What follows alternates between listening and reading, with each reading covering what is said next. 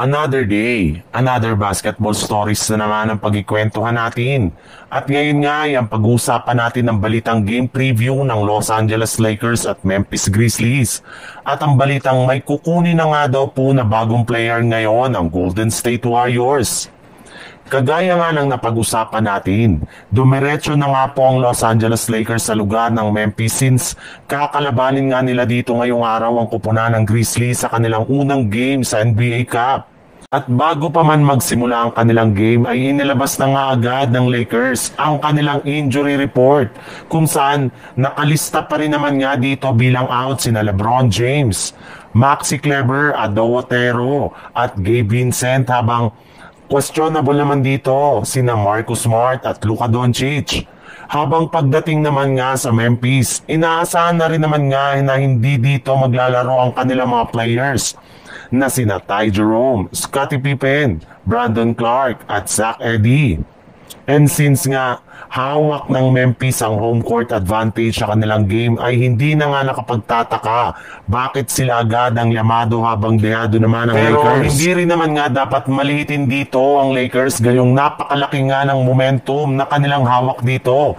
Lalo na si Austin Reeves at iba niyang mga teammates na kapag nag-init na naman ang shooting ay sigurado nga nakakayanin nila na matalo ang Memphis Grizzlies.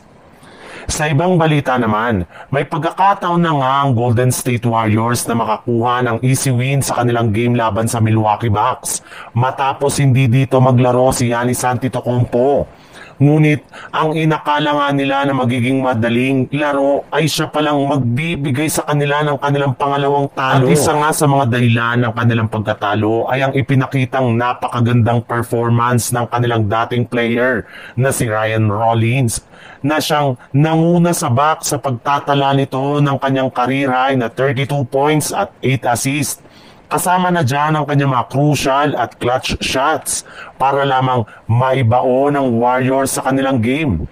At dahil napakaganda ng ipinakitang laro ngayon ni Rollins, ay malaki nga daw ang tsansa na isa sa mga magiging kandidato para maging most improved player ngayong season. Pero naka-move on na rin naman nga dito ang Warriors since mas nakafocus nga sila ngayon sa kanilang kampanya at sa pagpapalakas pang lalo ng kanilang lineup. In fact, ilang linggo na lang naman nga ang natitira bago nila pabalikin at bigyan ulit ng bagong kontrata si Seth Curry na siguradong malaki ang maitutulong sa kanilang opensa.